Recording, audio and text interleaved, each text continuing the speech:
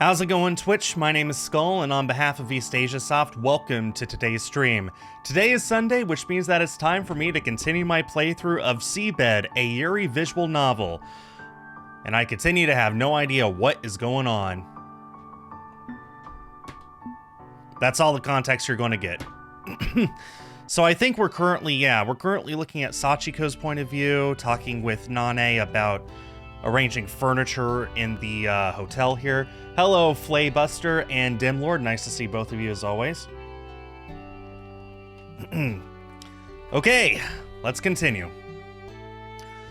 I think this is about it. It didn't take us long, as Nane had already more or less decided what she wanted from her lobby and 2 rooms before I came. Okay, so we first have to actually set up the furniture and see things for ourselves before we come to a decision, Nane uttered under her breath. When will that be? It's still a ways off. Some of the furniture hasn't even been delivered yet. I'd love to do it right now, but what can you do? Nane began clearing the pictures and drafts from the table. I stuffed the writing utensils in a case I found lying around. I see. Nane thanked me as I handed her the case. I could definitely tell you're a professional. I think those rooms are going to look real awesome now. I'm glad to have been of help. And it was more fun to do it together. I'll prepare you something great for dinner as a token of my appreciation. That sounds nice. Nane stretched her back and walked off toward the counter, saying she'll make some more coffee. I leaned back against the chair while seeing her off. I suddenly felt my body become heavy.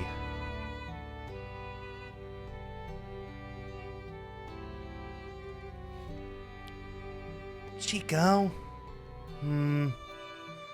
Felt like someone had just called out to me. Opening my eyes, I saw Nane right in front of me. There were 2 cups of steaming coffee on the table. Did you get tired? Seems that way. I've been feeling kind of easily fatigued lately. I brought the cup closer to my chest, letting the smell of the coffee dispel some of the drowsiness. Are you having enough rest? Yes. I see. If there's a problem with the room or something, don't hesitate to tell me. Thanks, but I like that room. There are no problems as far as I'm aware. I swirled the coffee in the cup a little before taking a sip. I felt its bitterness spread across my tongue. By the way, have you spoken with Auntie since then? Huh? No, why? The last time I spoke to her was when I went to her underground room with Kozue and Narasaki. At least I didn't remember talking to her ever since then. She was asking about you, so I wondered if maybe something happened. Nothing did as far as I'm aware. I see. Nane returned her eyes to the pictures and began doing something again. My auntie looks like she has her head in the clouds, but she's actually extremely sharp. I lost something a few times, and when I had already given up on seeing them ever again, she just found them right away after hearing a few clues. I don't know why, but when the locals around here have problems, they tend to go to her for advice. If you've got something on your mind, you can try talking to her. I recalled the laid-back air Lily had about her when we met her. I had to admit, she did feel like someone you could rely on. Okay, Sachiko didn't talk with Lily, but Narasaki did. That's interesting. I see you trust her quite a bit. I just trust her vast life experience. I'll make sure to talk to her if I find myself troubled by something. Please do. She's a good listener. Now that I think about it, maybe she just wants to speak to someone new, which perfectly explains her interest in you. As we finished our coffee, Nane stood up and collected all the materials we piled up on the corner of the table. I think I'll go start preparing dinner. Do you have any other plans for today? No. Would you like me to help you with the cooking? No need. You're a guest here, Sachiko. You should relax.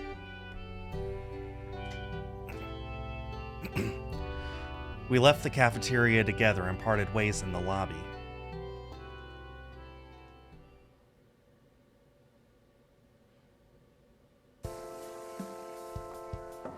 Knock, knock. I heard a knock on the door. It's me. I'm coming in. I sat up in bed just as someone entered the room. The person closed the door and turned around to face me. Is something wrong? I looked at her face, narrowing my eyes. Nagasaki? Huh? Are you still half asleep? That's strange. I thought I locked the door. Nagasaki made a puzzled expression and tried the knob again. Well, it certainly wasn't locked, unless I'm strong enough to break the door without noticing it. Are you already going to sleep? If that's the case, I'll go find something else to do. It's okay. I thought it was too early to sleep anyway. I'd rather not wake up in the middle of the night later. Okay, then. Nagasaki sat down in the chair at the end of the room, right next to the window. The same one she used when we played chess. I feel like I've already had a conversation like this with someone before. Not with me, I hope. Nagasaki shrugged her shoulders. For some reason, even an exaggerated motion like that looked natural when she did it. Oh, that's right. Kozue came to my room during the afternoon. She brought this book with her. I imagine it was a bird encyclopedia. Oh, here it is. Nagasaki picked up the book from the table. So, she really did look for it. I'll have to thank her later. I nodded. Just as I figured, it was something Nagasaki asked of her. What were you doing today? I went to watch the lake early in the morning, then I looked something up in the library until noon, and then I guess I played house for a while? You played house? I was almost sure I had misheard. Nagasaki made a meaningful smile. Well, what were you doing? What were you doing then? I was working. Working? I tried climbing out of bed, but Nagasaki said there was no need. As I was hesitating, Nagasaki handed me the cardigan from the chair. I took it from her and placed it over my shoulders. So, what was that you said about work? I told Nagasaki about how I helped Nane redesign her rooms. A miniature garden, huh? I love stuff like that too. Really? A while back I played a game where you were the mayor and had to build a new town. It was pretty cool. I know that one. Takako liked those kinds of games too. Is this SimCity? I think they're talking about SimCity. You build houses, roads, museums, and so on. It took me forever until I figured out how the electricity plant worked. But figuring out is the part you love, no? Yeah, that's right. There was an odd pause in her answer. I felt like her easygoing attitude wavered for a barely perceptible moment. However, I couldn't quite ask her about it in a way that made sense, so I had no choice but to change the subject. Have you spoken to Lily since then? I had a chat with her while you were sleeping at the end of the corridor. I see. Why are you asking? Nane told me to talk to her if I ever had something on my mind. Nagasaki seemed to fall deep in thought. I feel like everyone's been worrying about me ever since I came here. I wonder if I come off as strange. You don't need to worry about being a little strange. Everyone's strange in their own way. It's what makes us unique. We're not manufactured in a factory, you know. Then why is it always me?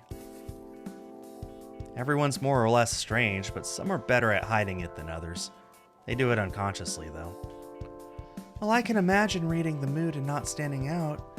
But isn't it a problem when you can't act normal even when you try? I'm not trying to make everyone worry about me.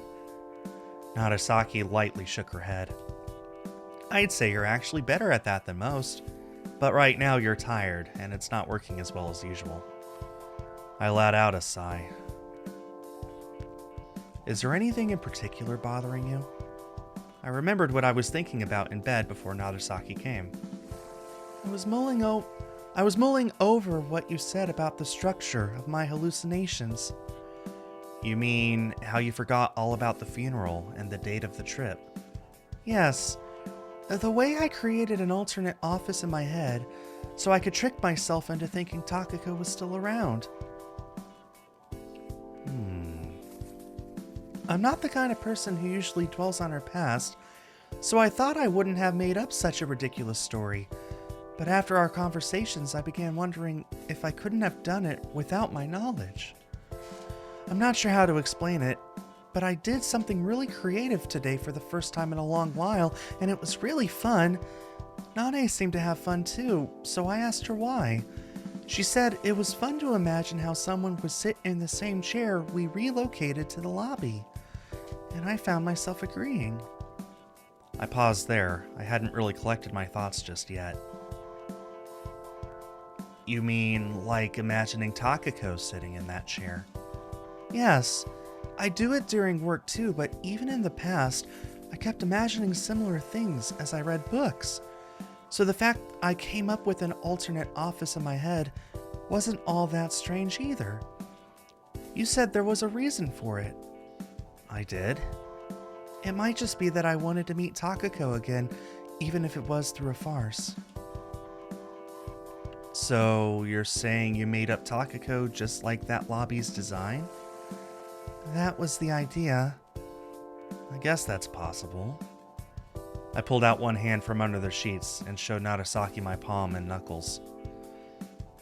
When you're creating something, you keep imagining people seeing and using it. You have to judge it from various perspectives.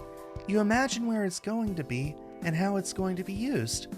And then you start thinking from the viewpoint of those people watching or using it. Both Takako and I loved imagining such things, and that's why we chose this kind of field of work. I see. You two did have pretty active imaginations. I wouldn't be surprised if yours worked to serve one of your unconscious cravings. That's what I've been thinking after redesigning the rooms with Nane. An unconscious craving, huh?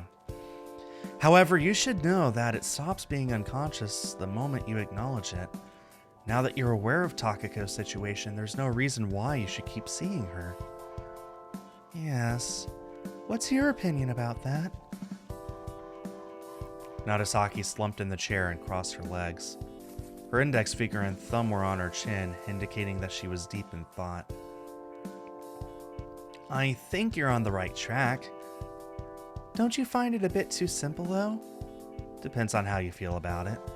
Remember that it's all inside you. It makes sense at the very least. Nagasaki pulled out her usual notebook from her pocket, placed it on the table, and flipped it open. Is there anything in particular bothering you? She asked, taking out her pen. I suppose the explanation makes sense, but then what about the hallucination I saw the night you came? As I've said before, you don't get cured overnight. Have you seen anything else since then? No, that was the only one since coming here. Okay, but even if we say that my hallucinations have been more or less cured, what about the ringing in my ears? I haven't had that since coming here either. Could it have been a result of the stress caused by the hallucinations? Oh, my weekend was great, Dim. Thanks for asking. I had a great weekend. If you saw my video today or my posts on Twitter, you'll know something very special happened. I don't know why, but that sounds like a solid guess. Nagasaki placed the pen on the table with an audible bump. She quickly picked it up again, surprised by the sound she had herself had caused. Anything else? Those were the only two things bothering me. Other than that, and I've said this before, I feel unusually exhausted and sleep a lot. They say your brain arranges information in your head as you sleep. Maybe it's related to the fact you're on your way to getting better. Or perhaps you simply don't get enough sleep at night. For example, you keep thinking about these things in bed instead of sleeping. In any case, I don't think you should pay it too much mind. You're on vacation. You can sleep as much as you want. Oh, I hope you do, Dim. I could sleep as much as I wanted. I suppose so. Nagasaki made a gentle smile as I said that. Suddenly, I felt an odd sense of discomfort, reminiscent of a tiny drop of water falling on my head. I have a feeling I'll be able to sleep well today. Thanks for hearing me out. It's no problem. I mean, that's what I came here for. I thought back on that sense of discomfort from just a moment ago. I realized why I felt that. Because Narasaki's smile seemed somehow different from the way she usually smiled back at the clinic. You're going to sleep? It was still early, and talking made my drowsiness go away. I felt like talking a bit more. No, I'll stay awake for a while longer. Okay. Narasaki smiled.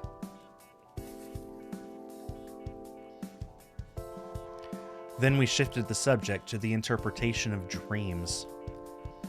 Do you have these kinds of dreams a lot? Narasaki asked. Yeah, I tend to dream of places I've never been to before. I also have episodes from my actual past sometimes.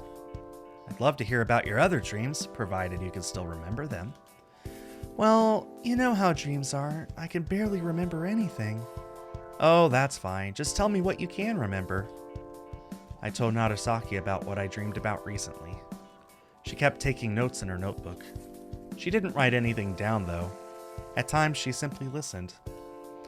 That's about it. I told her everything I could remember. Narasaki was still writing something in her notebook. Now it's late. Our conversation came to an end around the time the clock struck 10. I thanked Narasaki again. However, she once again said it was no problem at all, then left the room. I turned off the lights and closed my eyes. For the first time in a long while, I fell asleep right away. I had a dream of my past again.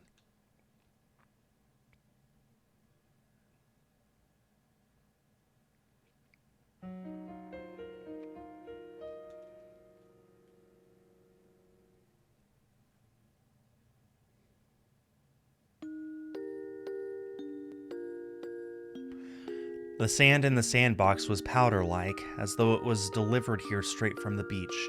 I could spot pink and white pieces of shells mixed into it. Takako overturned her water-filled bucket. She is so adorable! As the sand absorbed water and changed color, she scooped up a handful and put it on top of her mountain. It reached all the way up to her belly button. This should be good enough. Let's make a tunnel next. Start digging from that side. Takako started digging without waiting for my reply. The sand was still wet and showed no signs of crumbling away even when I dug a hole in it. I continued digging until my hand passed through it and touched something soft. Takako tried to catch my hand, so I pulled it away. We have to connect it properly so it can pass through. What can pass through? We made both our holes wider and strengthened their walls with more wet sand. We're going to make a water channel pass through this. I'll go bring the water hose once we make a place for a waterfall here. They're going to be angry again if we use the hose without permission. Relax, I'll make sure they don't find out. We continued working in silence. Oh, that's quite a mountain there. And I see you've even made a tunnel. Oh, Miss Nurse! The kindergarten nurse came to check on us. She wore an apron with pink tulips embroidered on it. What are you making? Right now, a waterway. Oh, but you can't fill the sandbox with water. Relax. I'll make sure they don't find out. Takako continued working in silence. Said the nurse.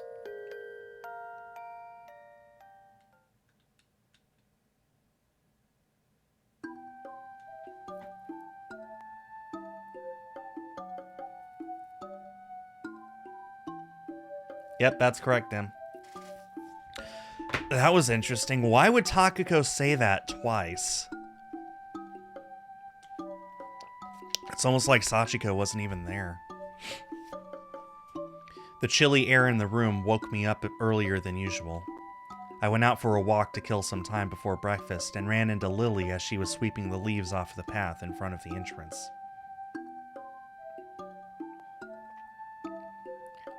Morning! Good morning. Today's pretty chilly, isn't it? Indeed. The clouds should clear up by noon, though, so it'll get warmer then. There was a big bamboo basket filled with leaves by the entrance. This is not Asaki's point of view now. Cleaning up must be a pain during this season. It certainly is, answered Lily, smiling. Aren't you officially closed right now, though? Oh, this is just part of my daily routine. Besides, it's good exercise. I see. I saw Lily brush the leaves into the dustpan, so I brought the bucket over to her. She looked up and thanked me. As the leaves were safely delivered to the basket, Lily gave me a hard look. Have you been sleeping well? She pointed at the area below her eyes. Perhaps I've been enjoying myself a little too much. It's good to be active, but don't overdo it. A gust of wind swept across the yard. It turned into the kind of minor whirlwind sweeping dust into the air. Though Lily pressed the leaves she had collected down with her broom, some of them nonetheless flew up into the sky. Oh my, she said, watching them fly off. I spent the time until breakfast talking with Lily and helping her with her chores.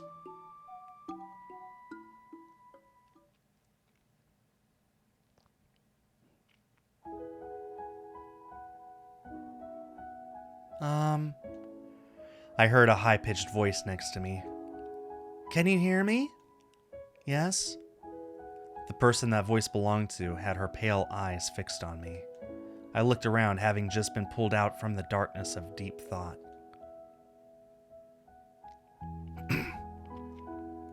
I'm sorry, what were we talking about? Are you growing senile? A beam of light fell directly on the table, illuminating the tiny pieces of dust on it. I was surrounded by countless books, almost as many as there were stars in the sky. A cute, pale-haired girl was looking at me. I got lost in thought. I do that too, but never in front of people. You're absolutely right. I'm sorry about that. I was asking what kind of children's games you were talking about. From the tone of her voice, I could tell she wasn't really upset. I like playing in the sandbox or with dolls. Just how many years did you spend playing with those things? We were talking about children my age.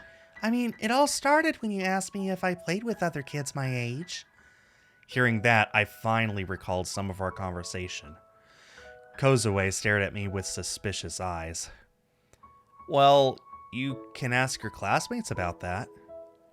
Kozue leaned against her chair.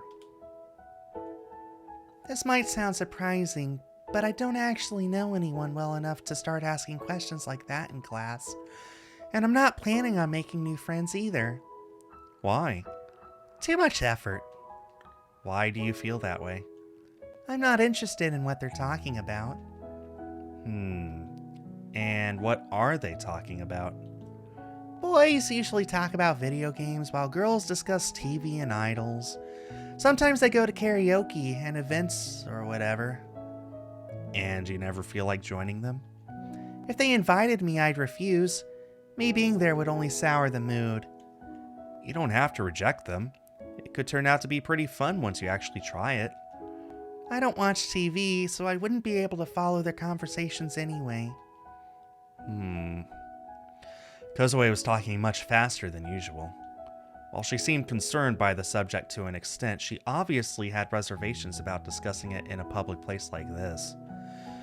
While I tried to come up with a way to change the subject, Kozue let out a brief sigh. How did we even start talking about this anyway? We were discussing various ways of relaxation, and that developed into a conversation about hobbies and such. Yeah, you were so out of it, I almost thought you'd forgotten. Look, I do feel bad about it, okay? Well, fine, as long as you're aware of it. Relaxation, she mumbled under her breath. Reading books and looking things up would probably fall into that category for me. Oh yeah, for real. I can't remember the last time I watched real TV. I've done YouTube and Disney Plus, and that's been about it for the last 4 years. Everyone's different. So what I'm doing right now is like a game to me.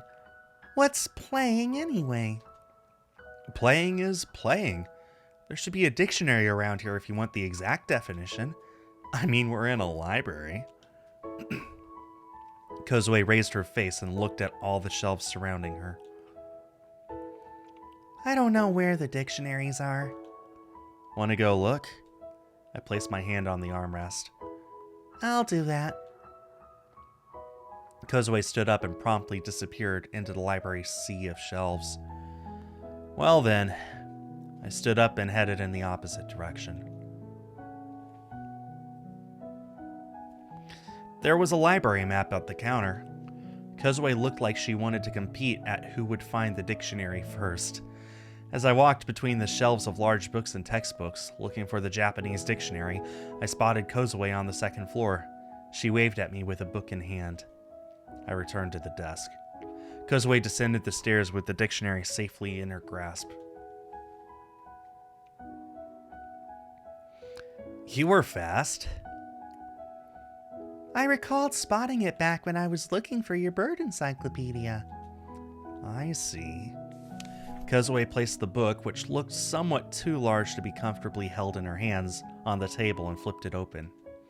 She found a page with the entry on play. When intelligent animals, people included, engage in an activity for the sake of recreation and self-satisfaction rather than a serious or practical purpose. Doesn't include activities that are performed out of necessity rather than personal desires such as sleeping or hunting for survival. Kozue read the entry aloud. For the sake of recreation and self-satisfaction, rather than a serious or practical purpose, Kozue mumbled that bit under her nose. Does your research give you satisfaction? I'd say that's an accurate enough description, Kozue answered, slightly tilting her head. In that case, what you're doing here is playing. Kozue frowned in a display of discontent. It's a bit more vague than I thought. Really? If satisfaction is the only thing that defines playing, then everything in the world can be a game. I was hoping to see some actual criteria that could definitively separate playing from not playing. I've said this before, but it's different for everyone. Any activity can be considered playing as long as it gives you that kind of mental benefit. Kozue's small, graceful hands closed the book. Are you satisfied? Well, I guess so. Did you already know what we'd find in the book? Yeah, it was close to what I expected. After all, it's close to my field. Now I feel like I wasted my time. Hey, no need to get upset. Kozue looked up a few more words in the dictionary, jotted something down in her notes, then went to the second floor to return the book. I remembered something just now, she said as she came back. When I was little, I used to play with a penguin slide a lot. It was this big and ran on batteries. It consisted of an ice mountain, a slide, and a tunnel running through it. Mechanized penguins would climb up the mountain, then slide down. Anyway, you basically repeat the whole thing over and over again. That sounds like a fun toy. She showed the size of the penguins and how they moved with her hands. I can still remember it. These penguins were all of different colors and would always slide down one after the other in the same order. I really liked the black one and watched him most of the time. I never grew tired of it. Just looking at the thing filled me with satisfaction. The only thing you could do with that toy is look at it? Yes. I wonder why I liked it that much. She narrowed her eyes, falling in thought for a moment. Well, for starters, it looked cute, which caught your attention. Then you probably enjoyed imagining how the mechanism worked, or gave the penguins various roles and personalities in your mind. You really liked it, didn't you? I added. Yes. Do you still have it? I don't know. It ran out of batteries one day, and I think I forgot all about it. I see. I wonder where it is now. Now I feel all nostalgic after remembering it. I hope nobody threw it away or something. Kozue spent some time searching for her penguin slide's whereabouts in her mind, but returned to her research after a while.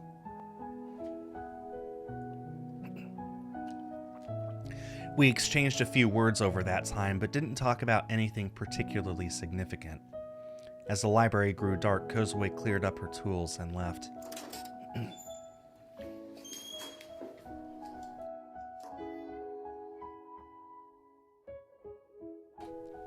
I figured I could accompany her until the tunnel. The embroidery of water lilies on Kozue's bag swayed to the rhythm of her steps as she traversed the stone path that wasn't designed with her short legs in mind. That's a cute bag. I made it in my industrial art class. She glanced at the bag herself. You made it yourself? You're very talented. I wanted to add more decorations, but I didn't have the time. You like sewing? Kozue took another 3 steps forward in silence. Not really. I guess I like it more than the rest of my classes, though. I see. I suddenly remembered what Sachiko told me about one of her classes. Takako apparently caught a sparrow in a trap box she designed. It was only slightly bigger than your palm and had a latch that could lock and unlock it. They didn't have specific instructions, but everyone was provided with plans and bookshelves and drawers, which turned out to be the basis for evaluation. Needless to say, Takako's grades weren't the greatest that semester. According to Sachiko, this was quite unusual for her, as she did have a talent for engineering. Takako caught the sparrow on the day she brought the trap box back home. Apparently, sparrows would often fly into her house at the time. Takako figured they must have been attracted to the dried up rice that would sometimes accumulate near their rice cooker. When she noticed a bird in her house again, she swiftly closed all the windows and doors and chased it all over the room with an insect net until she eventually caught it and put it in the box.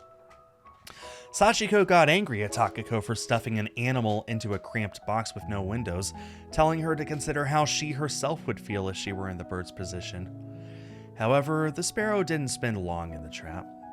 Takako's mother came back home when Takako was away playing, and as soon as she heard some peculiar sounds coming from inside the box, she found the bird and let it go. Takako complained to her mother when she returned, but got scolded instead. The sparrow did not return to her house ever again. According to Takako, a whole bunch of sparrows used to frequent their kitchen in the past, but not a single one of them had come since then. She wondered if they actually had some sort of means to convey information between each other. Oh, that's pretty. We left the premises of the mansion before I even realized it. I turned around to look at it from the road leading to the tunnel. By the way, have you spoken to Lily yet? I figured Kozue wouldn't be interested in the story, so I brought up something else. Their plan to meet an architect or whatnot. Not yet. You don't feel comfortable talking to her? It's not like that. Lily enjoys talking. I'm sure she'd be happy if you visited her. I glanced at Kozue, but she showed no reaction, so I continued. Oh, right. She told me a scary story the other day. Did you know that a person went missing at this mansion? No. I wonder if she tricked me. I've never seen more than 2 people working there to begin with. Right. Kozue gave me a suspicious look as I said that.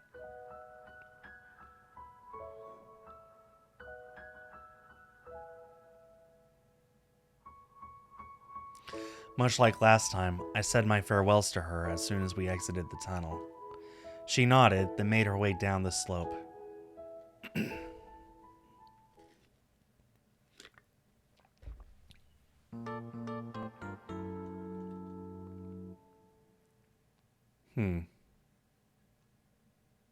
Was there anything significant to that, I wonder? I heard something that sounded like the laugh of a child as I was reading a book in my room. I looked out the window to see two children playing with the snow. They disappeared behind a row of trees, leaving only a set of footprints. Snow, huh? I didn't feel like going back to my book. The snow sparkled vividly in the warm sun. I felt like finding someone and having a conversation. Anyone would do. As I was putting on my sweater, I spotted an encyclopedia on the table. For a moment, I was confused by the unfamiliar book, but I soon remembered it to be the one Kozue brought me. I recalled my conversation with Nagasaki from yesterday.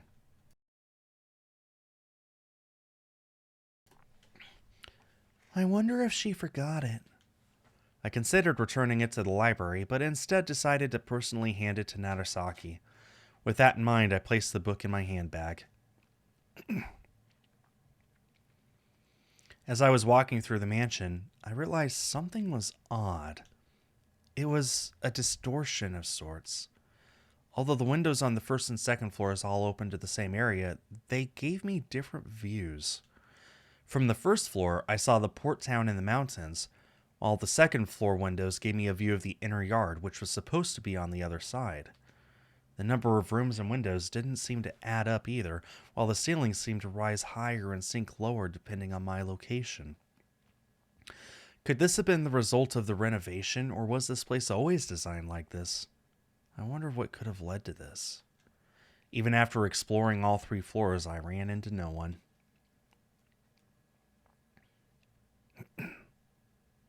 In the end, I went outside, letting the chilly air bite at my exposed cheeks. I couldn't see a soul around. The children had probably moved on to somewhere else.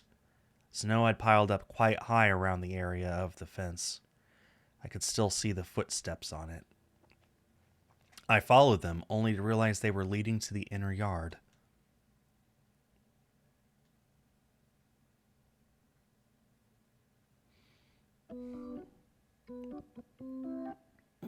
Ah, she's in her kimono again. Oh, there you are! I finally found you! I heard a voice as I was about to open the door leading to the east wing. Nane's wooden sandals clinked against the stone road. You weren't in your room, so I was looking for you. I guess you came outside. Yes, my eyes got tired after reading for too long, so I went for a walk. I see. Would you like to accompany me to the bath right now? It's the open-air bath I mentioned before. Right now? It's still noon. Taking a bath in the middle of the day feels all sorts of luxurious, no? I like it personally. It's almost like you're talking about a drink. Well, that's not so far off the mark. It sounds interesting. I'll go get dressed then. All right. I'll be waiting at the cafeteria. I felt an odd sense of discomfort in the back of my mind as I opened the door. What's wrong? Asked Nane. I think I wanted to ask you about something. About what? I was pretty sure I wanted to confirm something with her, but I couldn't quite remember it. I forgot. Don't hesitate to ask whenever you remember it, said Nane as I gave up and entered the mansion. What did she? I don't know. We walked along the mountain stream nearby to the waterfall we'd seen earlier. We'll have to walk for a bit, but it shouldn't take more than 20 minutes. Oh, I don't mind. Figured I could do with some more exercise anyway. The mountain path was wide enough for us to walk next to each other. I heard the cry of a bulbul from somewhere. I looked up to see the mountain with stretches of yellow and red above the treetops. I quickened my pace so I wouldn't fall behind. A tiny stream serenely tricked down the gentle slope. I spotted a familiar vegetable by it. Isn't that dropwort? Yeah, but some of those are poisonous. Poisonous? How do you tell them apart? The poisonous ones have a subterranean stem, like mushrooms. Their traces are visible to the naked eye, provided you look hard enough. Guess it's already the season of the 7 herbs, huh? Isn't it a bit too early? You can already find them in the mountains. At least the shepherd's purse and the henbit. How about we pick some on our way back? I can make tempura with them later. That sounds nice. I spotted what looked like a big cave at the end of the road. Are we passing through this? Yeah. Scared of the dark? Not really. The surrounding shrubbery prevented me from making it out from a distance, but as we drew closer to the entrance, I realized it was no cave at all, but a brick tunnel. It looked pretty old, the cracks on its walls grown over by greenery. I'm not scared of the dark, but... Inside, I couldn't see further than 5 meters at most. Anything further in looked like it was painted over by black ink. There seemed to be cables leading inside. I spotted something that looked like the remains of a lamp, the string of which probably continued into the tunnel. Still, it looked pretty evident that none of these things had been working in order for years. How long is it? I'd say about 60 meters or so. Nane's wooden sandals scraped along against the sand covering the ground. I followed her, sensing the light behind me grow more and more distant. When we reached the area I couldn't see from the entrance, the darkness grew even thicker. If that wasn't enough, the sounds within the tunnel suddenly felt amplified too. This used to be an old railway. There are tracks under the sand, so be careful not to trip. At this point, I couldn't even see the walls. I no longer had any idea how wide the place was. Better hold my hand, said Nane before completely disappearing from sight. I clasped the hand she extended toward me. Looking behind, I saw a thin patch of white light in the distance where the entrance was, but it got displaced to the right the farther we walked, eventually disappearing completely. I looked ahead to realize I couldn't even see my own hand. Are you okay? Tell me if I'm going too fast. Okay. I occasionally heard her voice, our footsteps, and the sound of dripping water, but they all reverberated across the tunnel in a way that made me completely lose my sense of distance. I can't tell where we're going at all. We won't hit a wall, will we? I'm following the railroad tracks, so we won't hit anything. Besides, I've been through this tunnel a million times. I remember the correct path. I stepped on something and staggered a little. I'm impressed you can walk here just like that. I'm used to it. I've been playing in these parts since I was little. That said, I can't say I've been to a darker place. What kind of games could you play in a place like this? Well, you know, hide and seek. Here? Yeah. You've got to be real good to find someone in here. Weren't you scared? Not really. I was more scared of being found. When you're a kid, you get real serious about these things, so eventually having it find you becomes really terrifying. Or was that just me? It might just be you. You crouch down somewhere between the center and the wall, then before long you hear footsteps approaching. The louder they get, the closer you know it is, searching for you along the walls with a stick or something. And if you're lucky, those footsteps pass right by you as you wait there, holding your breath. Have you actually been found here before? Yeah, and quite a number of times, too. There was a time when the it let out a loud scream right as they passed by me, and that scared me so much I started screaming myself. And this other time, I waited until it passed, and as I relaxed and started moving, another it that stayed behind found me. They synced their footsteps so I couldn't tell them apart as they approached. I'd start crying if any of those things happened to me. Anyway, that's why you're desperate not to be found out. You can't breathe when someone's passing by you. Even your heartbeat and the flow of your blood feel too loud. The trick is to think you're a stone, or another railway track, or a stain on the wall. You've got to become one with your surroundings. You've got to believe you don't exist at all. Your game is seriously scary. Yeah. One time I actually fell asleep.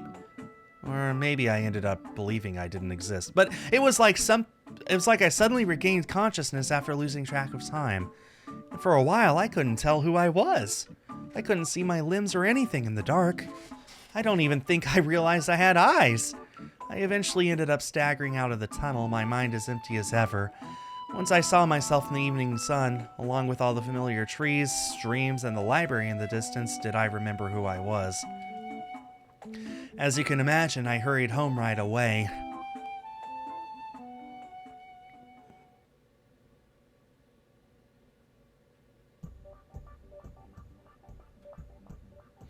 I could have sworn I saw some white mist in the darkness.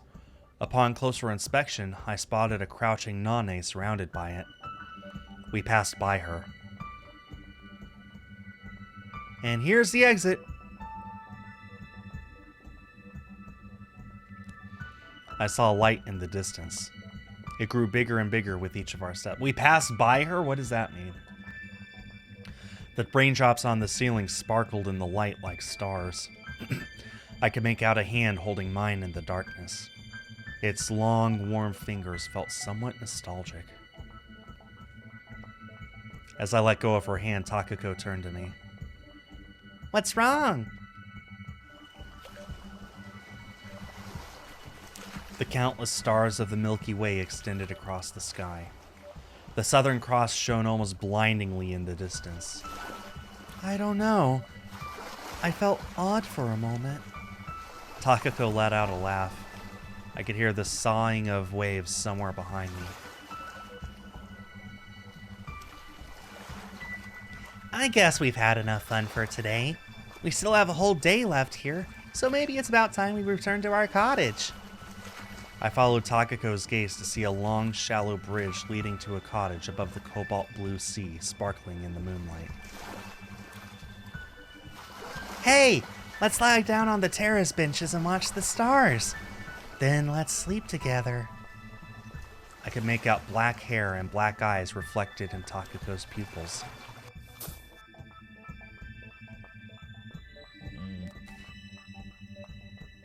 "You're planning to sleep in the dream?" Someone took my arm from behind and jerked me back. I heard the sound of a foot kicking up dirt. "Are you okay, Sachiko?" As my hand was pulled, I thought I saw red hair for a moment. Narasaki's voice lingered in my ears. "I'm okay." My arm hurt. Nane supported my weight in the blinding darkness. "What happened? It came so out of nowhere I almost fell with you." "I'm sorry." "The exit's just a few steps away." So she hallucinated Takako for... Did she hallucinate Narasaki too? Is that what happened?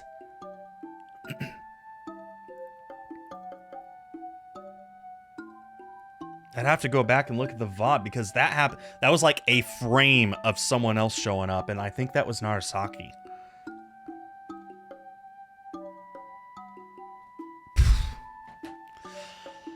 The hot springs had a simple dressing room. There were 2 sinks with a hairdryer next to each. As I found a hanger and hung my coat on it, Nane handed me a towel. "You can use this to wash yourself off." "Thanks." I took it off her hands. "You could soak it in water if you want, but Auntie might get angry if you do." "I know how this works. It's okay." Nane folded her clothes and put them in the basket. She then finally took off her pendant, placing it on top of them. Noticing my gaze, she said it was just a protective charm. It was a simple silver cylinder attached to a chain. Nane entered the bathroom ahead of me. I also folded my clothes and put them in the basket, then followed Nane through the door that turned out to be barely holding onto its hinges. There were 3 baths in total, all surrounded by rocks and located at different levels of elevation, reminding me of a terraced paddy fields. I stepped into the one in the middle as it was closest to the entrance.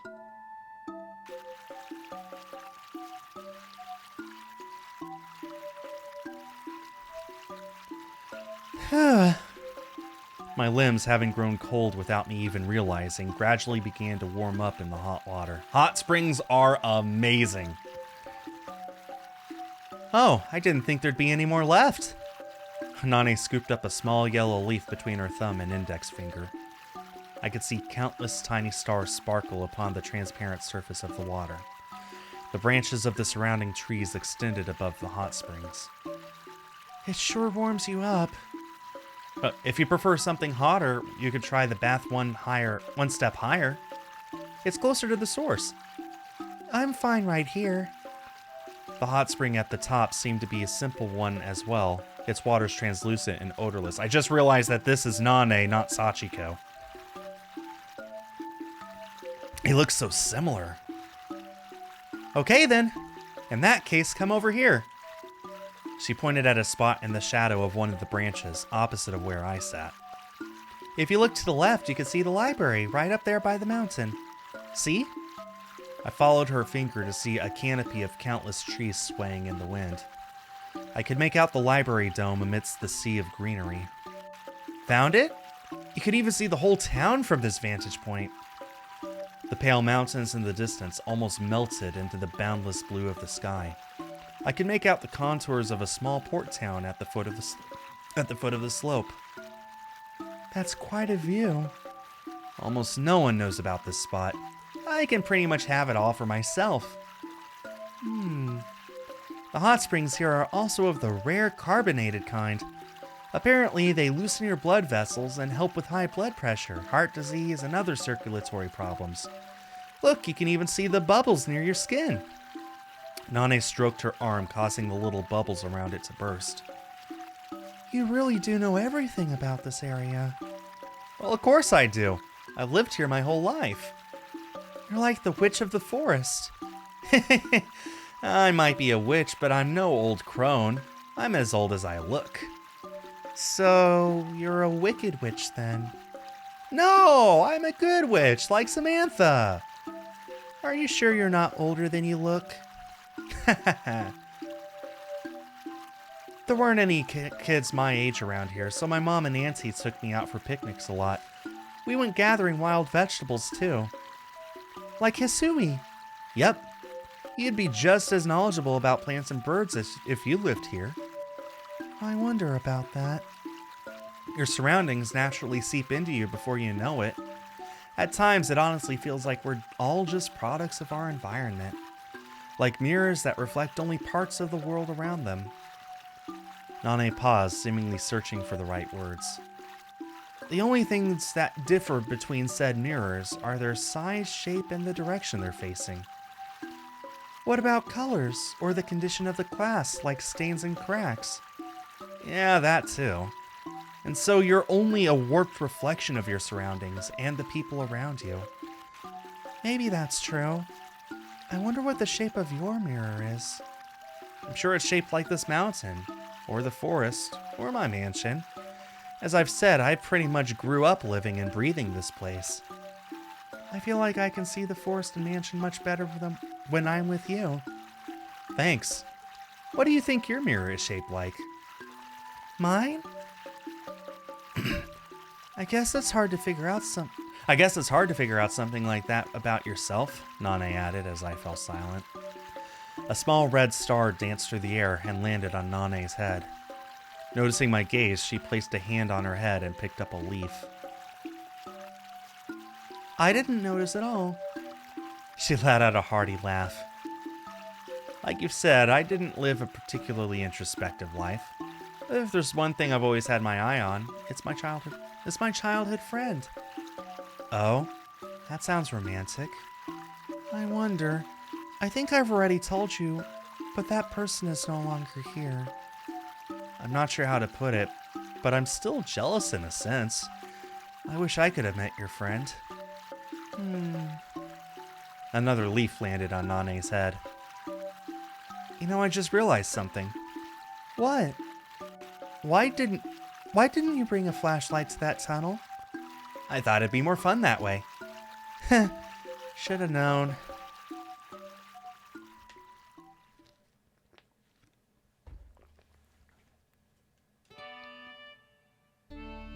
Oh, look at those colors.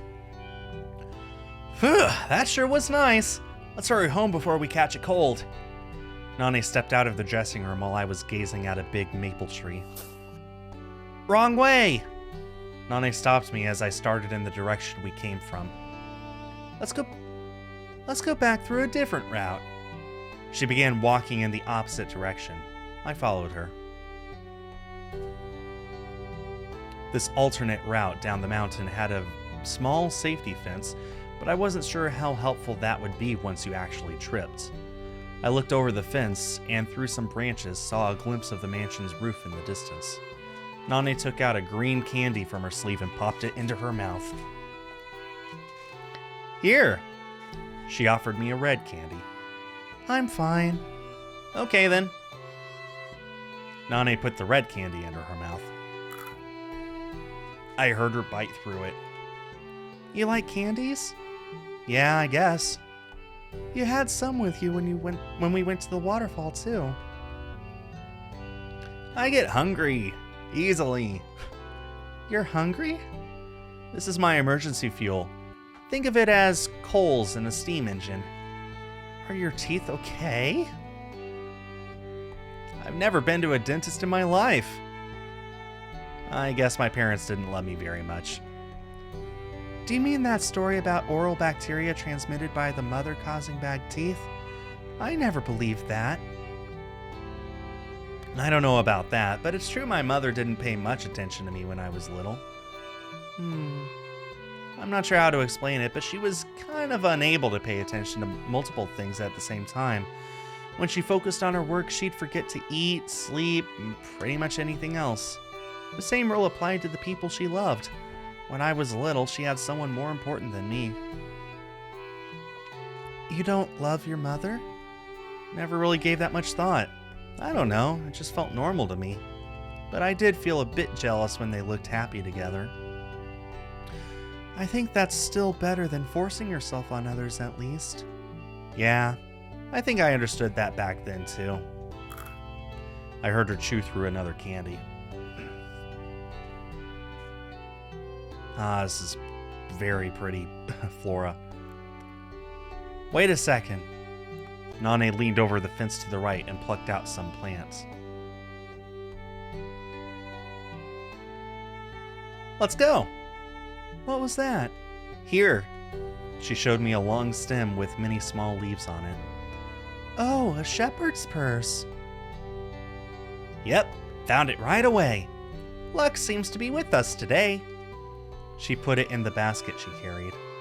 She took it from the dressing room of the bathhouse, and with that we continued down the road. Can you find any other vegetables here? Dropworts and henbits grow here in droves. If you see something that looks edible, tell me. I'll give them a look so we don't poison ourselves. Okay. Really seems like Sachiko's having such a great time hanging out with Nane. We came out onto a wide, even road. It grew brighter as the trees thinned out. By the time the scale roof of the mansion disappeared from view, our basket had been filled to the brim, not only with dropworts and henbits, but shiitake and oyster mushrooms as well. We certainly managed to pick a lot. I didn't have high hopes, but I guess you could still find them if you look hard enough. Did you just admit that it really was too early in the season for them? Come on, all's well that ends well, you know? We came by a stone irrigation channel, a sign that we were getting closer to home. I spotted a familiar vegetable near my feet, right under the leaves. Isn't that butterbur? Oh, it totally is. But it's still pretty small. Can't we eat it? It's not a good idea to eat them when they're this small. Gotta be patient until they grow bigger over the summer.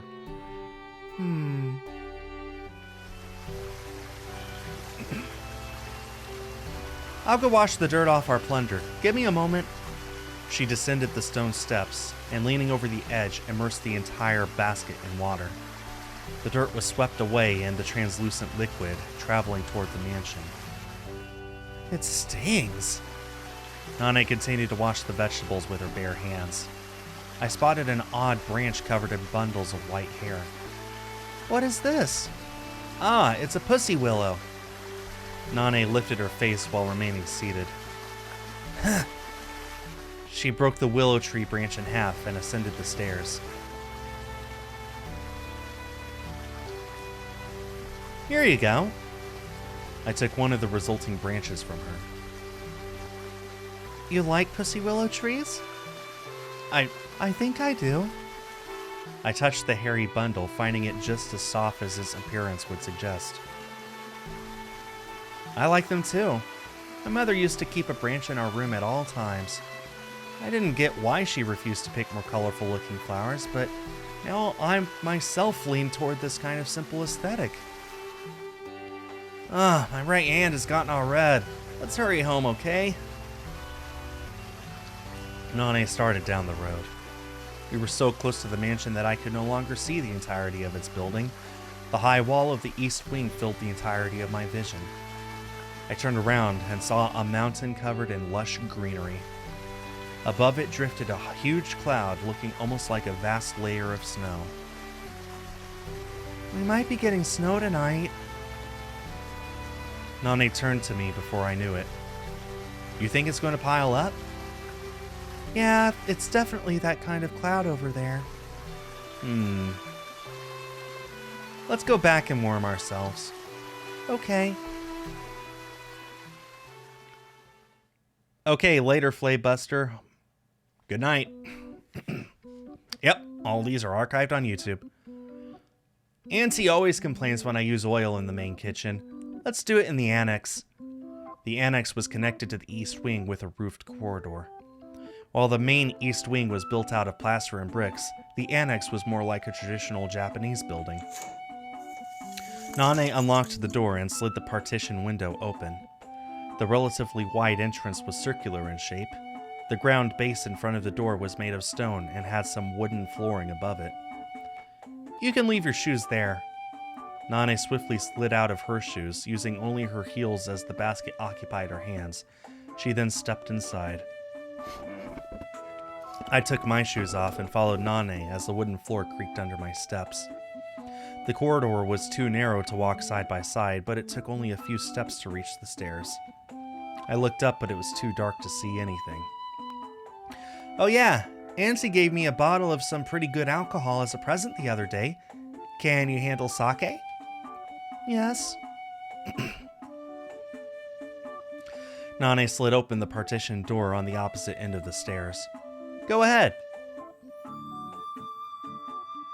I entered the room.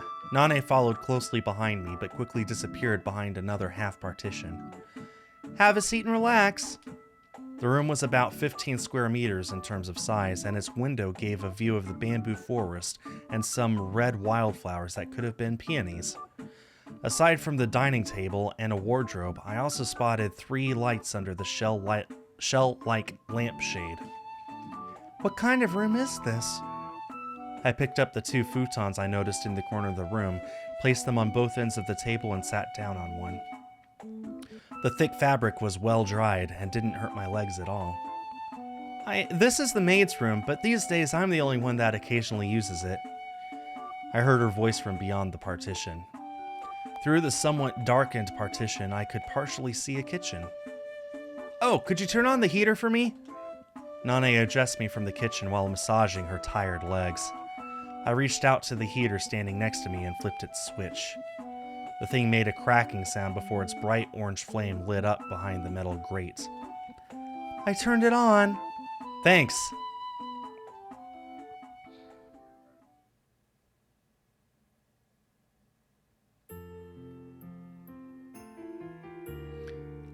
Ah, wait! Nane stood up and disappeared into the kitchen again. Ooh, food. 2 plates of freshly made tempura, along with 2 bowls of miso soup, rested on the table.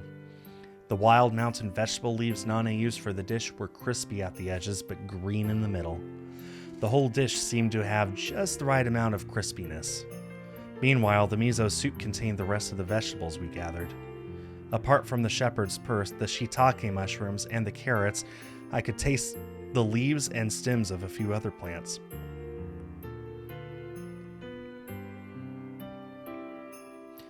Sorry for making you wait. Nane appeared from the kitchen holding a bottle. Seems like I made a bit less than I thought. It's enough for me, but if you want to make more, I'll help. Nah, we still have dinner ahead of us, so I'll use the rest of the vegetables for that. Here you go. She filled the transparent glass with sake and handed it to me. After staring at it for a few moments, I tilted the glass against my mouth. A cool sensation extended across my throat. It's like water. Tasty and easy to drink, right? It's my favorite brand from Yamagata. Nane took a sip from her own glass after taking a bite of shiitake tempura. Meanwhile, I gulped down the remains of my drink. Want some more? Nane raised the bottle when she saw me empty my glass. After a second or two of hesitation, I held out my glass in front of her. I watched it get slowly filled up again. I took another gulp and let out a breath. I noticed Nane staring at me. I thought your hair was black as the darkness in that tunnel, but your eyes seem to be just like that too. Mine are not as dark. I really like black eyes, you know, and black hair. There's no shortage of fat in Japan. Nane placed her crossed arms on the table, leaning against it. Her face drew closer to mine as a result. When I go overseas, I see lots and lots of different eyes. Light blue, emerald, ruby. I think they're all nice, and I even feel jealous at times. But colorful things all depend on the mood, don't you think? Like, blue eyes can look somewhat creepy when they sparkle in the sun, stuff like that. So in the end, I feel like black is actually the best color. It doesn't stand out, but it's stable and you don't need to worry about scaring people with it.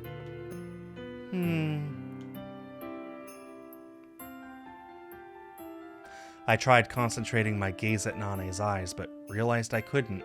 Wow. Lightweight. Like, imagine you're feeling down, then someone with colorful eyes like that stares at you. Wouldn't you feel a little anxious? I'm not sure. I wonder if it's because my eyes are not dark enough. Nane straightened her pose and filled up another glass with drink. I felt like the lights were blinking in the room. Or was it just me blinking in slow motion? Is it okay if I close my eyes for a little? Sure. Are you sleepy? Want to return to your room? I'm fine. I just want to close my eyes for a bit. I leaned against the bed behind my back and rested my head against it. Its cool wooden texture felt as though it was whisking away my consciousness. Soon enough, I couldn't feel anything.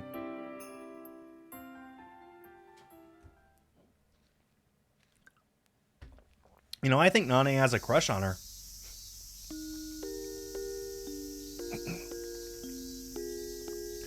I could hear the cry of cicadas around me. The hot, humid air felt heavy on my skin. A row of large trees extended in front of me. They reminded me of cedars, but their leaves were flat and big. There was a green fence behind them, and beyond that fence there was a wide, deep ditch. I couldn't see the bottom from here, but I could tell there was a river, roughly 5 meters deep, running through it. The park area was shaped like a shortcake, situated between the ditch and the road. Said road had a slide connected to a jungle gym, some swings and a tire half buried in the ground, and a sandbox.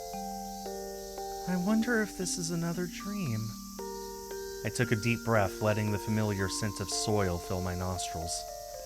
I looked up to see the sky covered in white mist that made the sunlight appear a pale hue of pink or yellow depending on the location. 2 children suddenly brushed by my feet. A girl with a ponytail and another with long, straight black hair.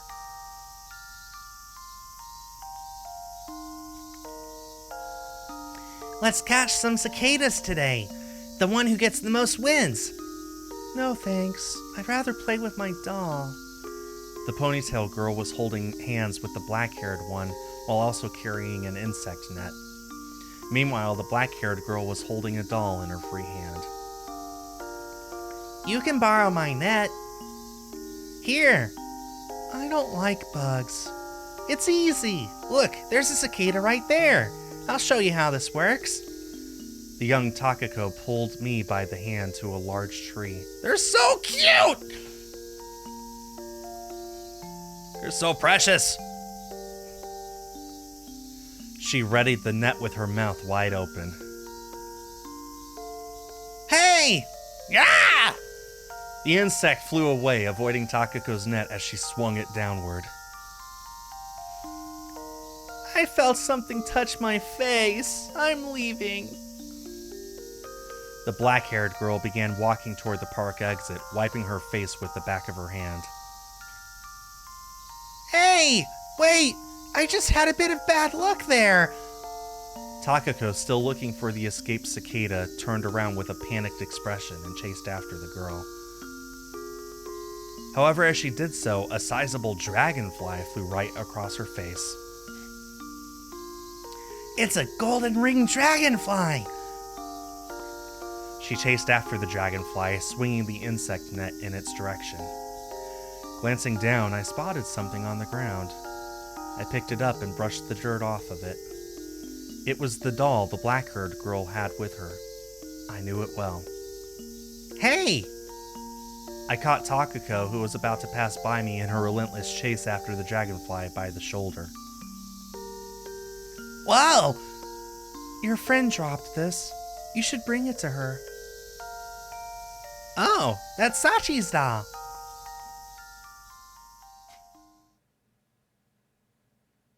I assume that's a dream. That has to be, right? I raised my head, making the blanket slide down my shoulders. I had a faint recollection of its light purple color and rose embroidery. I must have dozed off at the table. The sound of running water stopped. You awake? Nane's voice came from the kitchen. Thirsty? I looked at Nane to see her wiping her hands with a towel. No, I'm okay. How long did I sleep? About an hour, I guess. The light reached me through the bamboo blinds, illuminated her hand in orange. I'm sorry, I meant to help you wash the dishes. It's okay. I could see countless snowflakes dancing in the sky through the window behind Nane's back, piling up on the bamboo fence. You look pale. It's gotten pretty cold, so maybe one blanket wasn't enough. Nane came closer to me and checked my temperature with the back of her hand. You don't seem to have a fever, at least. Might be because of how much I drank. It's been a while for me. I tried to stand up, but realized that my neck was numb. The world began to spin around me. I lowered my head before the numbness extended across my entire body. It's okay. Just got a little dizzy from making a sudden move. As my vision returned to normal, I realized I was leaning against Nane's shoulder. Maybe you should lie down for a bit. I'm okay. More importantly, I remembered the dream I just had. What kind of dream? A memory from my youth. I was hunting cicadas in a park. You? I got forced into it by a friend. Did you catch any? I went home before that could happen. But then my friend came to my house the next day with a big dragonfly in the basket to apologize. She said she'd give it to me if I forgave her. And did you? No way!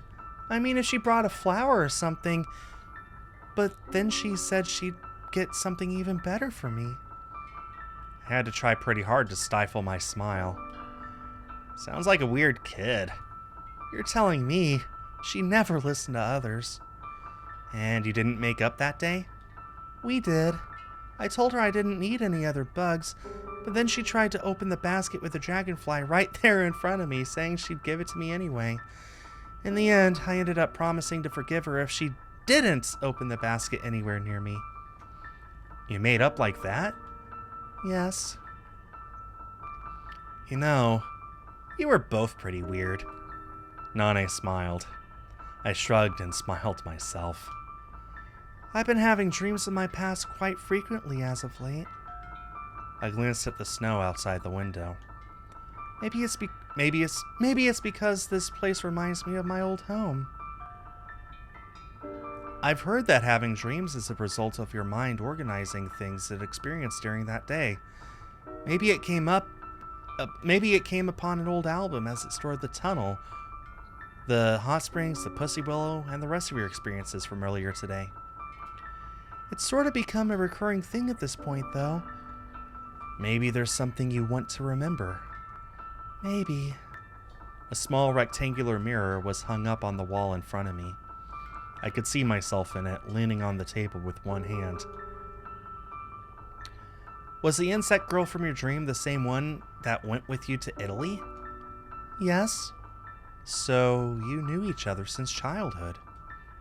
Yes. I wish I had a friend like that. You didn't? Barely any kids live in a middle of nowhere place like this. Even in my class at school, there were only a handful of kids my age. And they all moved away as soon as they graduated, too. Apparently, it's too boring here. And not a single one of them ever came back? Nope. It must be a lot of fun living in the city.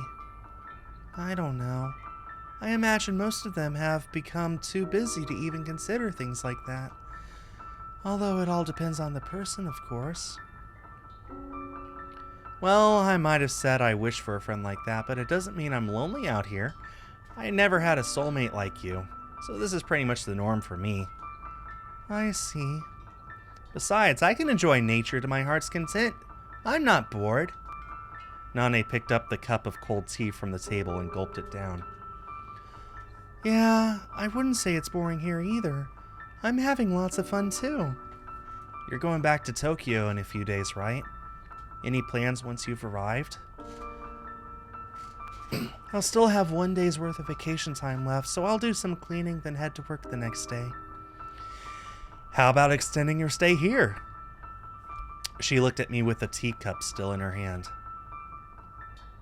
Why not try working here with me? Auntie would look after both of us like a real mother, I can guarantee that. But I don't know anything about your job. Hey, it's no big deal. We don't get that many guests anyway. You could only help with cleaning at first, and that'd be enough. The butterbur you found will be in season to eat in a couple of weeks. I'd love to make you something with it. And in the spring, the entire forest will be in bloom. You have no idea how amazing the road to the hot springs looks during that time of year. I guess I should bring a lunchbox with me then. There's another road down the mountain that goes right through the blooming trees. We could have lunch on the field by the river. I glanced at the calendar hanging next to the mirror. It all sounds very appealing, but I'm afraid I can't do that. I like my current job, and we were the ones who established that office to begin with. I see. I heard footsteps in the corridor. I think you're having those dreams because of your old girlfriend. You're feeling lonely on your own and want to return to the past. Perhaps. I don't think I've ever had dreams of my past, but I see lucid dreams a lot. Have you seen any? I shook my head. Well, they're mostly like regular dreams, except you retain your full consciousness. You could basically do whatever you want in them. Can you tell me about any specific examples? Yeah. Nane staggered to her feet, then slowly lowered herself onto me. I ended up being pinned under her on the ground. I don't know if you're a bit thick or if you're just pretending, so I'll say it outright. I think I'm in love with you. Called it! Nane's face was right in front of me, though her eyes seemed to have trouble focusing on anything. Are you drunk? I am. Enough to blame this on the alcohol. A small sigh escaped through her teeth. I think we're a good match. As a couple, I mean. How? You're pretty stubborn and don't let others push you around. And those around you don't mind that part of you at all. I mean this in a positive way. It's because you have a strong character. But at the same time, one could also call you selfish. Your set of values is so rigid, others usually have to concede and go along with you. And I'm good at that. I don't get it. What didn't you get? That you're stubborn? Or that I'm good at going along with others? The reason why you think we're a good match. Nane smiled happily. That's what's good about you. What I like about you. By the way, do you remember that man I was talking to in the yard the other day? He's been doing that job for over 10 years now. I guess you could call him a tax collector of sorts, although we only pay him our fuel and light expenses. Anyway, he's part of the countryside infrastructure. It's apparently a very stable and secure job, too. He makes his rounds every day, visiting the same houses, collecting the same amount of money. I once asked him if it was a fun thing doing the same thing over and over again. It was more of a comment than a question on my part.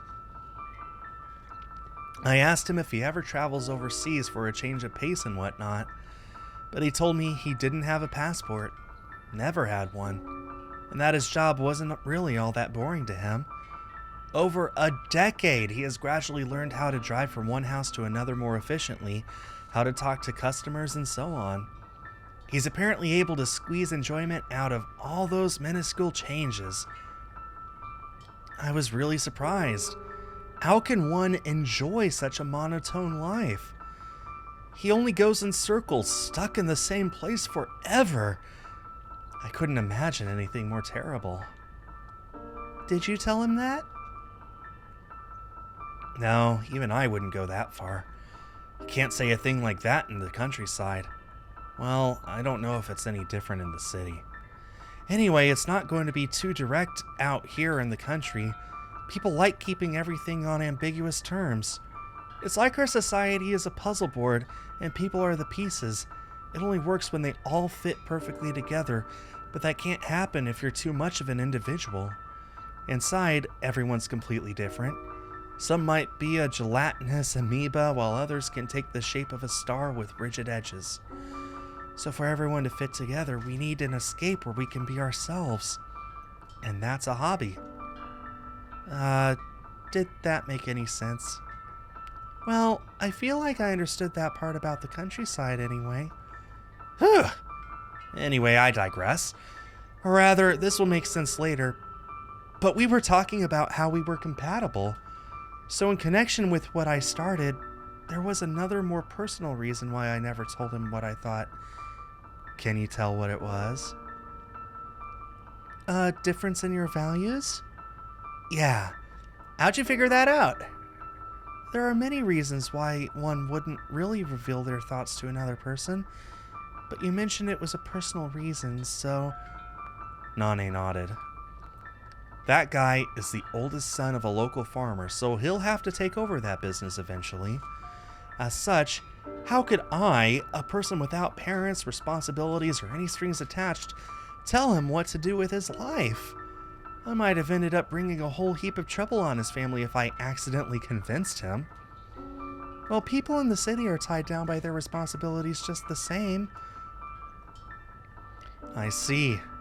That makes things easier. It all comes down to your values.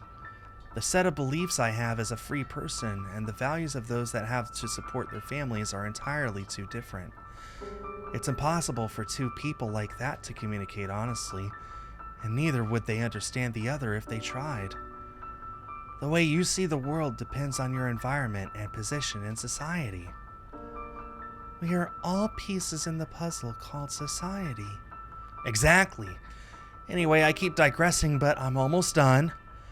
The reason we are perfect for each other is because of how our values work.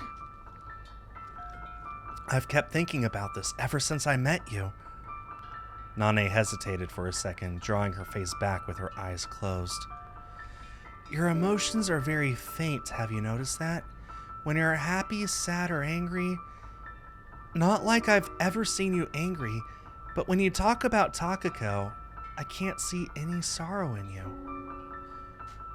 Sachiko never said Takako's name. It's like you impersonally report the facts with little to no subjectivity. And?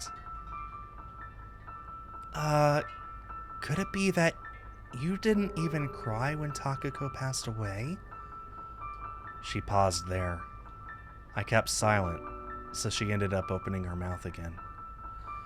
You're free to get angry at me, but I feel your conception of loss is completely different from other people's. It's not something most people would understand, and I imagine it makes life pretty tough to live. Smiling, Nane went on. But you've got nothing to worry about. This is what it all comes down to. I think your perception of the world would be in perfect harmony with mine. I could adapt myself to any person. I mean, I was brought up here in the mountains. I watched plants, animals, and just nature in general my whole life. If you get too close to a hornet's nest, you'll get stung. If you eat a poisonous mushroom, you'll end up in bed with a stomach ache. You can't climb or jump down a steep cliff. There's no room for negotiation in nature. They all have their set of values, rigid as stone, and all I could do is respect them and adapt. That's the way I live. Even if you're right about me, it doesn't necessarily mean I particularly want to be understood or have anyone adapt to my lifestyle. Don't you ever want to share your thoughts with someone? I looked away from Nane's honest, passionate eyes. I'm happy about your feelings, but to be honest, I don't think I'll ever get Takako out of my mind. I don't mind. Oh boy. Nane raised her upper body, took out a band from her sleeve, and fastened her hair into twin ponytails. Even I'm surprised by how strongly I feel about you. I don't care if I have to be a replacement for someone else. The way she smiled down at me from above reminded me of Takako. I think it'd be better for you, too. The thoughts you never voice are no different from thoughts that don't exist. They make you anxious. If you continue being like that, you'll end up vanishing yourself. You can think all you want, but feelings without a target are hardly different from feelings that don't exist at all. She, with her face reminiscent of Takako's, gazed deeply into my eyes, eager for an answer. We could start our lives anew. Now is the perfect opportunity for us both. The face of the woman in front of me kept flickering back and forth between Takako's and Nane's. In that case, feelings can exist as long as they're conveyed properly, right? I felt like I heard someone's voice. It sounded like Narasaki's. Right. I was thinking of asking Nane about Narasaki back when I met her in front of the back door. However, this was definitely not the right time to ask. I leaned against my elbow and sat up, forcing Nane to get off me. I'll think about it. I see. Nane fell silent and looked away for a moment as though thinking about something. Okay, think about it. I still feel kind of drunk. I think I'll go outside to cool down a little. All right. That was a big moment. A big moment. Yep, Nane definitely has a crush. Now it's Narasaki's turn. I was walking on the snow along the camellia fence when I saw Sachiko approaching from the opposite direction. Hey, fancy seeing you here. Narasaki, what are you doing here? Just out for a walk. What about you? You look pale. I drank too much. Drinking while the sun's still up will make you grow old faster. Apparently. Doing it once in a blue moon won't kill me, will it? Are you okay? Yes, I was on my way to my room to rest. Good. Don't forget to drink plenty of water before going to bed. Thanks. Sachiko passed by me. I turned around to see her back recede toward the mansion as she treaded the snow-covered path. I turned back and continued in the direction Sachiko came from. Following the path created by her footsteps made it easier to walk across the snow.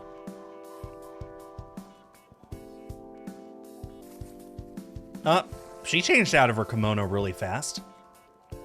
As I turned my attention toward the annex of the East Wing, I saw its door suddenly open, revealing Nane. I raised my hand to greet her. Sure is cold today.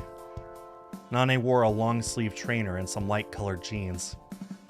It was clear in the morning, so I didn't expect for all the snow to suddenly pile up. Well, I did tell you how fickle the weather was here in the mountains.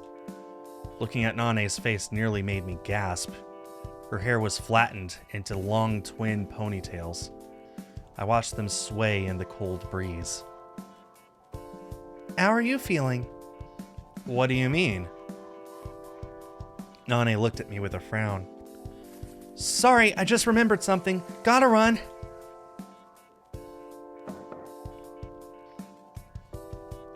Sachiko, are you in? I knocked on her door and strained my ears but couldn't hear a sound. I'm opening the door. The stale air of the room escaped through the door as I opened it. I couldn't see Sachiko in her bed. Stepping into the room, I took a quick look around. Her bag was on the other side of the bed. Her pouch was on the dressing table. I walked closer to the window. There was a chessboard on the table. The pieces were in the same arrangement as we left them. An old doll sat in the chair by the window. Was that doll always there? I looked all over the mansion, and as I finally stepped outside, I ran into Kozue. Hey, another day of research? Yes. Kozue gave me a sideways glance. What about you? I was looking for something. I see. Kozue jumped from one stone to another on the stone path. Looking only at her profile, I couldn't properly read her expression.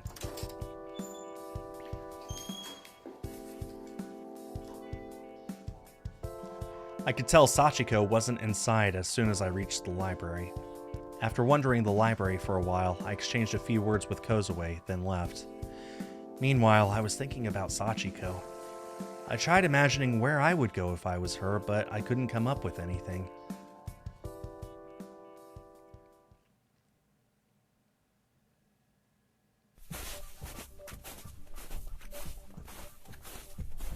I walked through the forest in the evening glow. Hearing a rustle, I turned around to see a dove looking for food among the withered leaves.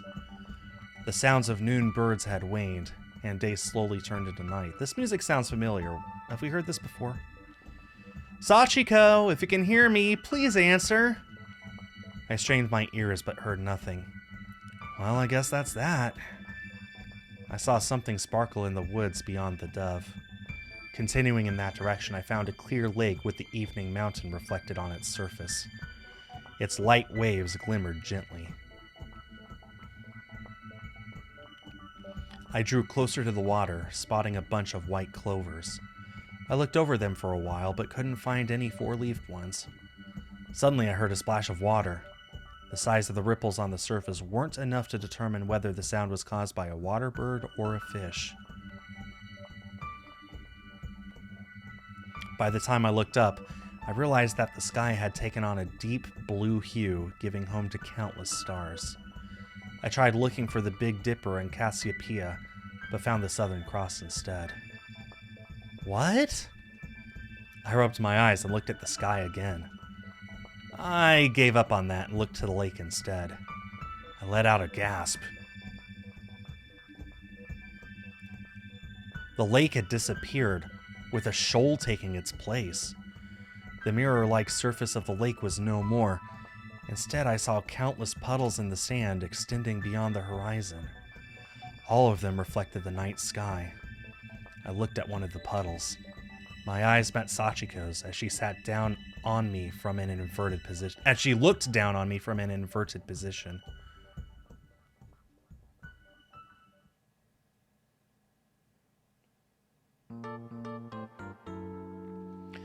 So is Narasaki hallucinating now? There's just one big hallucination fest?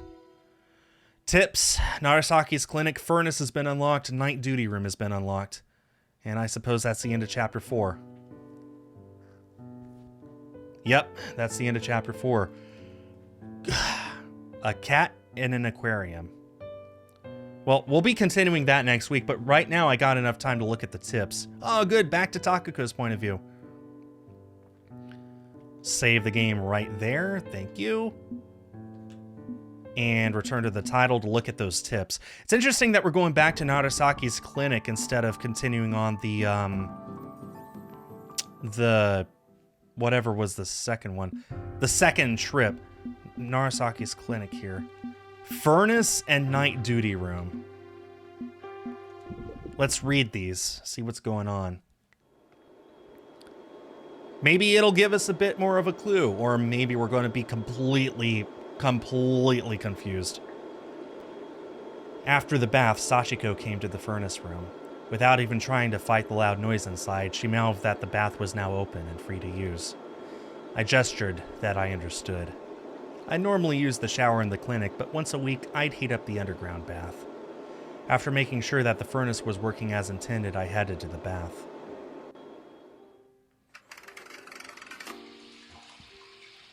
Upon entering, I washed myself off, then stepped into the hot water. I lowered myself into the water, letting my hips, shoulder, and neck be completely immersed, with only my chin remaining above the surface. Heating up the bath was a bit of a pain, but the payoff was more than worth it. But that initial tedium was exactly what made finishing it so satisfying. I remembered how there used to be more patients and doctors in this clinic in the past. We'd have the bath heated every day back in those days. But eventually the number of our patients decreased, and so did the doctors. Soon enough, evening was upon us, and the only source of illumination in the humid bathroom became the thin ray of light from the ceiling. I remembered my experience in room 208 today. I tried looking for traces of the unfamiliar bedroom that appeared in front of me for a brief moment, but couldn't find anything out of the ordinary. I took a deep breath, then slowly exhaled it. I wondered if it wasn't all just a dream of some sort.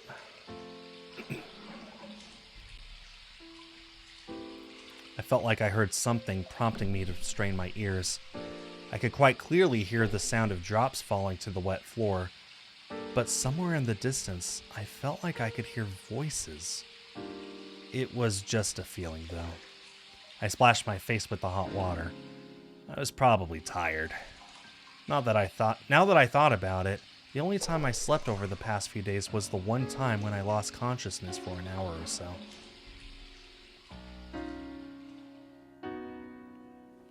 After soaking for some time, I stood up and wiped the remaining water off my skin.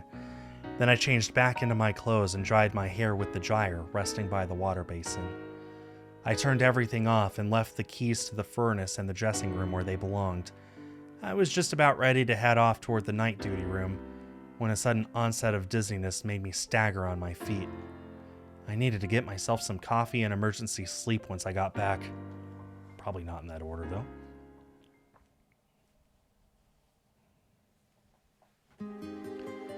That was it. That was the tip. Who even is the narrator here? Who even is this point of view? Will we ever find out?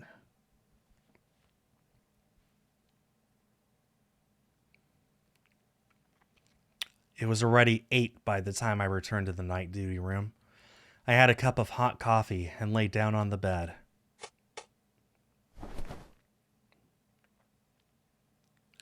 I turned on my back and closed my eyes. I expected to fall asleep right away, but it didn't quite work out like that. The coffee might have dispelled my drowsiness a little. Told you. I stood up, flipped the notebook lying on the table open with one hand, and had another look at the diary. It was a short thing, so I ended up going through it in no time at all. However, I had this odd feeling about it. I read through the entries again. Something was missing. Not the pages I myself tore out, of course, and it wasn't some sort of misunderstanding on my part either. I couldn't recall the exact date, but a certain episode I remembered clear as day was missing from the text. I lifted my coat off the wall hanger and took out the memo pad from its pocket. A fragment of that missing episode was jotted down on it. I had a bad feeling about this. I felt the entire clinic squirm as I touched the wall of the corridor. I took the key and hurried over to room 208.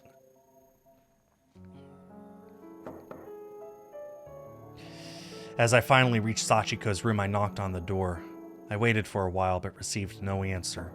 I tried again, but there was only silence. Oh, that's okay, Dim. You could always watch the VOD later. It was possible she had just fallen asleep after my bath. All I might have done here is wake her up. However, I was too worried to care about that now. I knocked again just in case. Upon receiving no answer, I unlocked and pushed the door open. An empty bed was the first thing that entered my vision. I entered the room and looked around, but she was nowhere in sight. Both the door and the window were locked. I called out her name, but was met only by silence. I even looked under the bed to make sure she wasn't just hiding somewhere. No other strange phenomena occurred, though.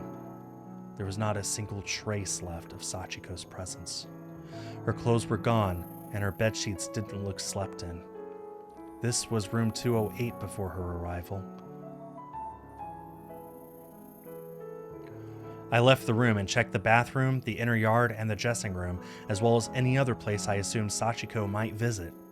Unable to find her even after all that, I began looking for clues about her departure. That said, I couldn't imagine her leaving without letting me know. This place didn't have many exits. First, I investigated the front doors of the lobby. I turned the doorknob, but the door didn't move an inch. It was locked. Next, I checked the side exit to the west wing, but the result was the same. Finally, I went to the library through the connecting corridor. The door was once again locked. Just in case, though, I unlocked it and entered the building.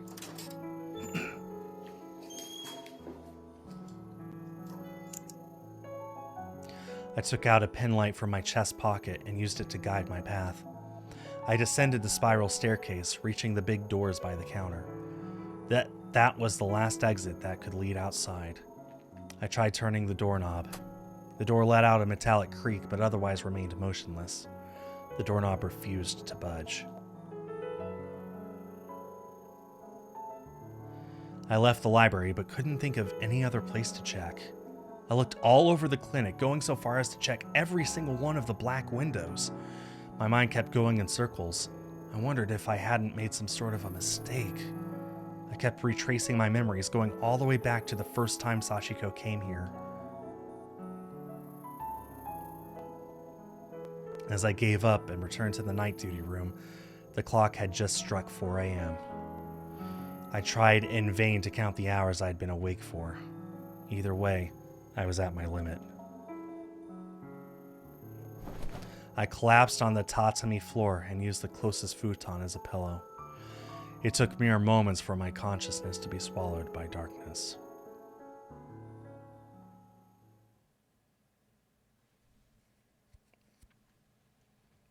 The night duty room was bright when I woke up. I immediately remembered what happened the previous night. I rose to my feet and noticed the notebook I read yesterday still resting on the table. It looked like proof that I wasn't dreaming. I stretched my back and rubbed my neck. I inhaled a deep breath and let it all out. In the end, I couldn't find Sachiko anywhere. I opened the notebook on the table. I flipped through a few pages. However, no matter where I looked, I could only find empty white pages. It seemed like all the records had simply vanished. I calmed myself down and considered what to do next. First of all, I had to find Sachiko. And to do that, I'd have to leave this clinic. However, I had no key that would make such a feat possible.